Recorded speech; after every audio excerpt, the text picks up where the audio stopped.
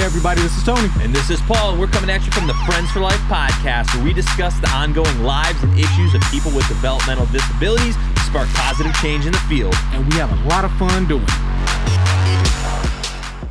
Making sure that individuals are reaching the goals they have set for themselves. That's one of the many goals of Assured Health Services. If you're looking for a residential care provider or searching for ADS services, Assured Health is your go-to place. Assured Health, helping others succeed. Learn more at assuredhealthohio.com or call 419-442-8066. All right, everybody, welcome back to the Friends for Life podcast. Thanks for tuning back in. Today, we're talking about a topic that needs to be talked about quite often, especially in the field of IDD, which is, Tony? I don't know. What are we talking about today? No, self-reliance, man, or independence, motivation, just the internal issues that not only we have, but our individuals have. Mm-hmm. And we were thought we would go into this looking in the mirror and realizing what we are doing wrong sometimes when we're trying to put together plans for people and we're not always listening to what is, I guess, the long-term advantage, if that makes sense. So I think you and I, we were talking at one point about how people can get it misconstrued. Just because you're doing something for somebody does not mean that you're actually helping them in the way that is beneficial to that person. Yeah, it's kind of like if you always give in to what somebody wants, you're not always helping them to be independent, which feels in the moment like it's a good thing and that you're being charitable and helping. But in the long term, you're not encouraging a person to make decisions that might in the short term be harder, but in the long term lead to them being more independent of your help. Mm-hmm. And, some people ask, well, what do you mean? It could be as simple as just protocols for food. Mm-hmm. I think that's one of the commonalities about humanity. We can always at least go back to our diet plans for one another. And it's real easy, at least here in America, to fall off of any regimen that you have. Mm-hmm. You can leave out of a gym and literally go to a pizza joint right next door. Mm-hmm. So, it takes our own accountability at times when we have our own personal goals. But I guess this is the real question. How do you do that for someone else? Mm-hmm. You get to this point where I think a lot of people are constantly, it's like a tug of war on who can tell the individual what they can and can't do. Yeah, which is riding a fine line. Yeah, when it comes to rights violations and stuff. But it's like, how would you do that? Well, it's just like, I guess I don't have any experience with working with individuals, but I do have experience of trying to do this myself and eat healthier and things of that nature. So what I would generally do is try, if I had to be in that situation, would be to guide somebody to try and make the right choices, but that would also rely on me making the right choices also, and not just saying, you do this, I'm also going to do this. So you're not the guy that's going to sit there and say, lift those weights, run that mile, and then eat a donut and be on a scooter behind them. Well, that's the whole do as I say, not as I do thing, which, as anybody who's a parent knows, does not work at all. It doesn't work for anything. When people do that to me, I'm like, yeah, right. There's absolutely no way that I believe what you're saying. And I think that's, you can't force people to do things that they don't want to do. Mm-hmm. But what's the rule? You are the people you surround yourself with. Yes. So it's like, if you are around a bunch of people that are making healthy choices in whatever they're doing, financially healthy choices, choices about their health, choices about how they work and what they do, you're more likely to make those choices too, so you fit into that group. And it would be no different with working an individual in their home. Yeah. If they see you constantly eating healthy vegetables and fruits and not eating McDonald's every meal, they're more likely to want to do that too, because nobody wants to be the weird one, the odd man out. They want to make those decisions as well. And you can never force anybody to do anything they want to do. They don't want to do. They have to come to those conclusions themselves. All you can do is be a good role model. Which is interesting because I know we've touched on this a whole lot before, but it's like what you bring to the table will be reflected. You know, if you go into these people's homes and you have an attitude, what do you expect for them to have? Yep. You know, it's not their responsibility to always try to put a smile on your face. Now, I do say this, there should be a yin and yang of how you and an individual might interact. I think that comes from trial and error of actually discovering if you have personalities that coexist. And then after that, if they mesh well, because some people can coexist, but they might not mesh well. And if they mesh well, they might not have any issues, but it can be a little, I guess, tedious if there's some kind of underlining issue. Let's say you need that staff person to work in another place, but they're so good here, you don't want to create an issue of, you know, separation anxiety per se. Yeah. And that's one of the things that is probably very difficult in working in this field is you have to do what people want to do because that's your job. But if your also main goal is to have them be more independent, you also have to help them make choices that you probably aren't making yourself, if we're being honest. Which, how do you solve that? I don't know. I'm not a magician. I can't solve these issues with the world, but that's the reality of it. And, you know, it doesn't always have to come down to diet or whatever. It's just even like making simple choices of like cleaning or... I have a good scenario right here for you. We have a few individuals who smoke cigarettes, and the times have changed. There's not as many smokers as there used to be, but we try to pair people who might, DSPs who might smoke with someone like that, so there's no type of complaint about being around smoke and yada, yada, yada. Well, we all know smoking isn't healthy for us. And if you're a staff person who smokes, and let's say your individual now takes it upon themselves to stop smoking, like where does that dynamic now change? You know, I personally would hope that it would help the DSP grow and be a better person. They stop and they go on this journey together. But that is that DSP's right, and it is that individual's right to choose whether to do either or. But, you know, that's just one of them conundrums that you're kind of stuck in and trying to give the impression to people that you're willing to make the sacrifice on either side. The Reliable Drug and Alcohol Testing Clinic is a leading provider and convenient source of pre-employment and occupational type testing.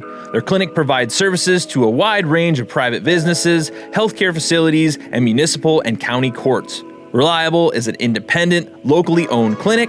As a result, they provide their services at a lower cost than the major hospitals, have faster turnaround times on test results, and eliminate the long waits typically incurred at these larger facilities. To learn more, visit reliabledrugtest.com. Yeah, and I mean, everybody has their own individual rights and choices to make whatever they want. So you have to take that into account, but it's a very... especially in the field that it is, it's not as cut and dry because you're employed to work with someone. You also want their best interest. But I would assume at some point, because it's a job, you also detach a little bit. At the end of the day, when it starts to get frustrating, you're like, I could care less at this point. I just want to go home. So it's like, how invested are you really in someone? So then we're back to the whole... is this job right for you? Talk we've had a million times. So that's really what it is. I mean, if you're doing something that you hate, you're not going to give a crap whether you're making good choices for the individual or not. Right. It's be like a personal trainer who doesn't care about working out. They don't give a crap if anybody else gets in good shape or not. They're just there to make sure that they get paid. Yeah. So it's all about having the right fit, and that's never going to happen. Anybody who runs anything or manages anyone or whatever knows that is impossible. You're never going to have anybody mesh. It's just finding the common ground. And it's when it does happen, it's for a very short time. I mean, I think the only thing that is consistent in life is inconsistency. So that's why we always say get comfortable being uncomfortable, because at some point, and we've had plenty of people like this, there's been DSPs who've stayed in one site, in one position, one area for 15 years. And that's not to discredit what they've done, but at any moment, something can change in their lives where they can't do that anymore. And if we haven't put a plan in place or prepared in any type of way for it, it just leaves everybody just struggling. And that's not what I deem as appropriate for self-reliance or independence. Same thing as, I think that it's like, I am just so a fan of like team meetings, and it's scary on how much I would talk to a team through my week of work. And it didn't always have to be 30, 40 minutes, but a quick 5-minute chat and come up with a scenario. And I think a lot of these teams need to do that if they want to see the individual go further. Well, and we were talking about this kind of yesterday, and a lot of this stuff also is super complicated in the IDD system in and of itself. So you really have to be invested in someone to have them have personal growth and to be more independent, because the way the system's set up from what we were talking about yesterday essentially is that it's not set up to help someone grow. It's set up to check on them every how many years and check off a couple boxes and like, all right, well, whatever. Next, we'll see you in 5 years or whatever it is. So what do you think needs to change in that respect to set people up for success rather than just being shuffled through another system? Oh, man, it's truly just the culture. The culture has to change because of the fact that if we're all working towards the same goal, we need to understand that goal. If we're not, if it all is just about the day-to-day service, then that changes the whole structure of what we're trying to accomplish when it comes to advocacy, pay, so on and so forth. Like, we have to keep it all in perspective. So I think it's still the hardest thing about this is the simple fact that you need true caring inside. Like, you can make buku bucks per se towards your skill set. If you can help solve some problems in this field, there's plenty of them, from housing to education to just information, on how to navigate this stuff. There's so many opportunities. Yeah, and when someone wants to better themselves, do you ever feel like the way that the IDD field is set up restrains them from doing that, or does that seem out of place? Yeah, no, you're completely correct. I believe it definitely is set up to make it tougher. I will say pre-2022.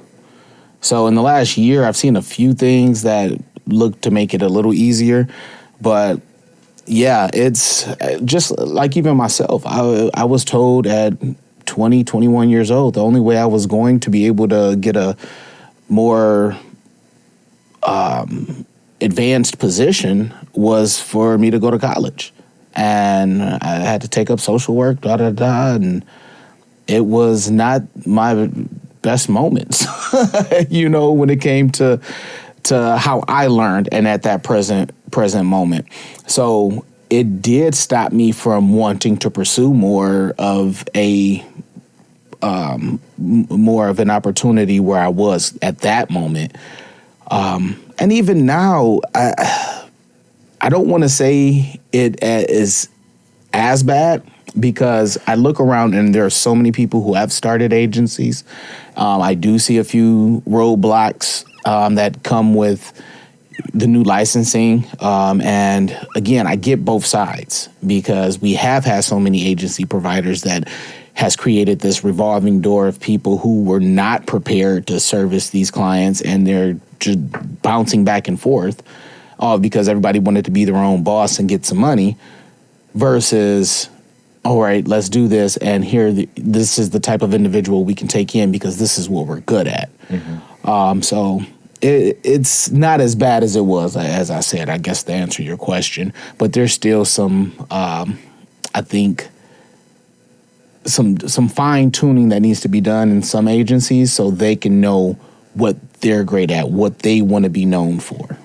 Yeah, I see that a lot with businesses in general, is that everybody's so concerned with growth that they never take the time to realize whether they're like good at what they do or not. Yeah. And it's like, growth is good when you're good at what you're doing and providing a good service to someone. Yeah.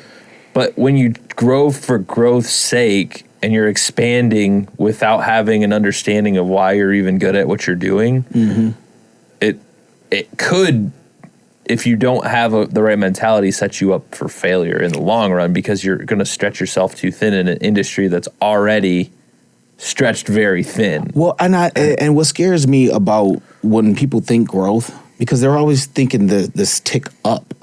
Sometimes growth can go wide, and I think that's more of the quality of growth, and that's how we need to look at it, because in the very beginning, a lot of staff that we had at Friends for Life were more of for quantity purposes. You know, no disrespect to anyone who formerly worked with us and are no longer with us, but a lot of people, is just because I knew them through the field. I had already supervised them in other companies, or I got to know them while we started Friends for Life. But some of those behaviors and some of those people would not be acceptable in Friends for Life today. And it's just because I've grown, the company has grown, and we've grown for a quality versus quantity type of scenario. And there's times for each, you know, but there's different purposes for each as well. Where do you think Friends for Life would have been if the whole COVID shutdowns and things wouldn't have happened? Because you were pretty much on a completely different track than what we were at right now. In an alternate universe. If I to be real, I would have been somewhere that I would have regretted, and it was because what we were moving to do was not really where it wasn't my passion. It wasn't something that I thought would. I thought it would help us grow and be. It was something that I could do, but it wasn't anything that was going to be groundbreaking. You know, if this podcast wouldn't have been a reality if we would have went the other route. Yep. And that right there tells me that it was the wrong thing to do, because we reach too many people doing this. We are expanding in so many ways with this that the other way, I would have just been like everyone else, just making the same day-to-day decisions. Yeah. And that's something we even talked about recently, is we're getting a little ahead of ourselves with the podcast growing with what we're doing. And we decided we wanted to make quality rather than quantity. Quantity will come. We have a lot of shows in the works, but we needed to kind of slow down and realize we shouldn't be recording like 5 different podcasts with 5 different people at once. But we do have, as we wrap up here, we do have one podcast that will be coming out as soon as next month, but there's a lot of moving parts with Dr. Craig Escuday. We kind of announced that on the last episode. I went down to New Orleans for him. He was at a conference. He is crushing it right now. He's already recorded a ton of episodes with a lot of people in a different vein than what we're doing here at the Friends for Life podcast. Very informative, people. Very informative. Yeah, so you're going to want to keep your eyes out for that. That will be part of what we're growing into a network of podcasts. And we have Sarah Davies has a podcast that we've been recording too that is going to be different from what we've done in the past. So that will be coming out probably within the next couple of months. But not to make excuses, but it's a lot of it's a lot of time to get graphics made. Yes. And it's just two people. Me and Tony run the podcast, so it's just two of us right now, and there is a lot of moving parts that we want to make sure we maintain our quality of product for you people. Yes. But we do have more stuff coming that we're very excited about, and even more things up in the works outside of that that we're excited, but we will not announce them yet. So thank you guys for being patient with us as we are going through the hiccups of trying to bring you more quality stuff. It's been a really fun time. It's been a very stressful time. And, you might have noticed our episodes getting a little shorter. Yeah. But that's because we are working through a lot of things right now. And busting butts, man. Busting butts. So I hope you all enjoy this episode. And if you could, please subscribe to our YouTube channel. Also, please leave a comment, a like, a 5-star review on either iTunes or Spotify or any of that. And make sure to follow us on social media. We're on all of the relevant platforms. So go check those out as well. And we will see you guys soon with another episode of the Friends for Life podcast. Later. THS Remote Supports is clearly focused on improving independent living through dynamic and personalized services. Their systems have been carefully developed and perfected to ensure that everyone receives the best care through the least intrusive means possible. Located in Cincinnati, Ohio, they've spent over 20 years providing in-home supports to individuals with disabilities. If you or someone you know is looking for a remote service provider, go to thsrss.com or call 513-882-9088.